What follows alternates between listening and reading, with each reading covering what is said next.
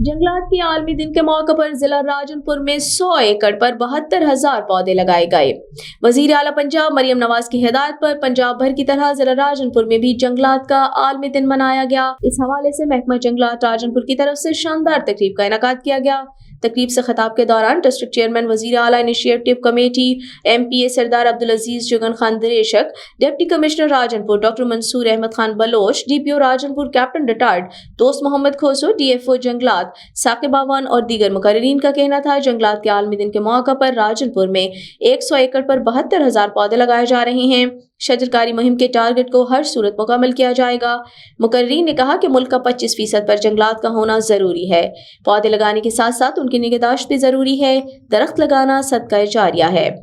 तकरीब में जंगलात की अहमियत को उजागर किया गया। तकरीब में ज़िला अफसरान, तलबा, तालिबात और मीडिया नुमाइंदों ने शिरकत की। क़ब्ल अज़ीज़ ज़िला अफसरान और डिस्ट्रिक्ट चेयरमैन वज़ीर आला पंजाब खुसूसी इनिशिएटिव सरदार अब्दुल अजीज जुगन खान दरेशक ने अपने हाथों से पौधा लगाया।